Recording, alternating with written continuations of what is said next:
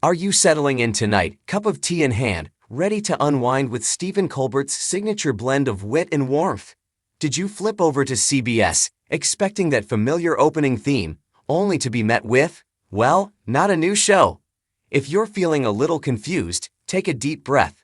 You're not alone, and no, your DVR didn't mess up.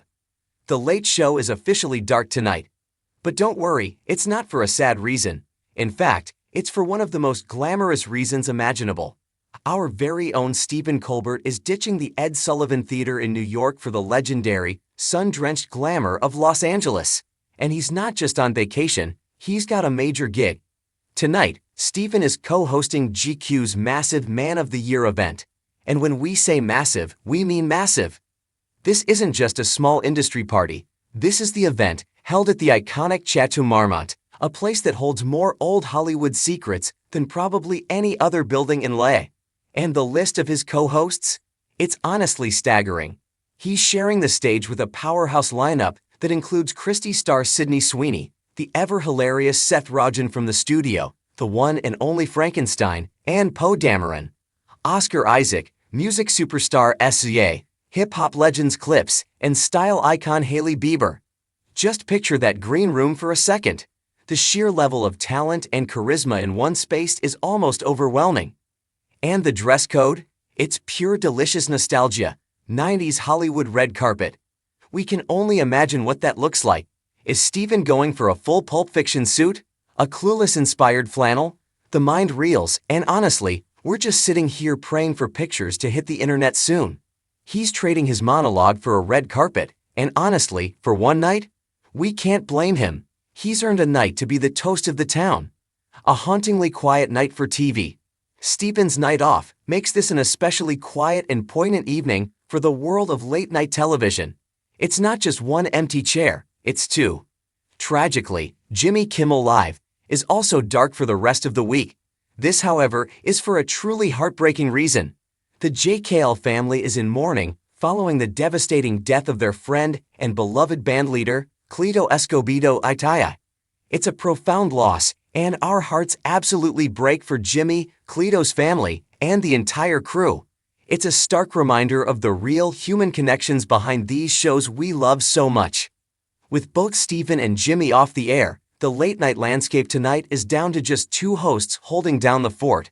The wonderful duo at NBC, Jimmy Fallon on The Tonight Show and Seth Meyers on Late Night. It's a strange feeling, isn't it? That comfort, that ritual of having these voices guide us out of the day, is suddenly much quieter. So, what will you see on CBS instead? They're pulling out a classic. Tonight's rerun is a powerhouse episode featuring none other than former First Lady Michelle Obama and the legendary Led Zeppelin god himself, Robert Plant. It's a fantastic episode, to be sure, but it's hard not to feel the quiet of the empty Ed Sullivan Theater tonight. The real story, what Colbert said before the party. But here's the thing. This party isn't just a random event. It's all tied to GQ's Man of the Year issue, in which Stephen was recently featured. And the interview he gave, well, it's the part that really sticks with you. The interview was staged, perfectly, at the Marmont's pool. GQ described him as being decked out in a bathrobe and Bob Evans-style sunglasses. It's the perfect image of a man who is both at the height of his career and simultaneously thinking about what it all means. And he got vulnerable. He opened up about something that's probably on the mind of every host, but few say out loud, the end. Listen, every show's got to end at some time, Stephen told the magazine. And I've been on a bunch of shows that have ended sometimes by our lights and sometimes by the decision of other people. That's just the nature of show business. He's right, of course, we all know this, but there's something about hearing him say it that lands differently. He's been a nightly presence in our lives for so long, first as his Colbert Report character and now as himself, that it's hard to imagine a world without him. He continued, with that signature, self-deprecating wit that cuts straight to the truth. You can't worry about that. You got to be a big boy about that. But I think we're the first #1 show to ever get canceled.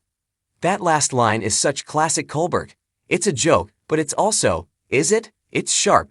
It's a wink at the brutal, often nonsensical nature of the industry. He's at the top, yet he knows the rug can be pulled at any moment.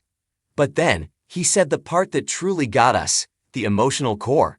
When asked about his next moves, he didn't talk about fame or money or legacy. He talked about people. "I love creating things and I still want to work with the people I work with," he said. "I don't know how you work with 200 people, 210, something like that, right? It's an enormous amount of people. I love them." He paused, and you can almost feel the weight of this in his words. "And I want to continue to do that with them to the degree that I can. And I want to find that with other people too. I just love making things." That, right there, is the man we tune in to see every night. He's not just a host. He's a creator. He's a boss. He's a leader who, when thinking about his future, isn't thinking about himself. He's thinking about his team. He's thinking about his 210-person work family and how he can keep making things with them. In a world that can feel so transactional, especially in Hollywood, that level of loyalty and genuine affection for his crew is incredibly moving. It's a reminder that behind the desk, behind the jokes, is a man with a massive heart who just loves to make things with people he loves. So yes, The Late Show is dark tonight. Stephen is off being celebrated, hobnobbing with superstars, and probably looking incredible in a 90s-themed outfit. He deserves to enjoy every single second of it. But it's comforting to know that even while he's at the party, his heart is right back in that theater with the 210 people who help him make magic every night. He'll be back, but tonight, it's just a little quieter without him.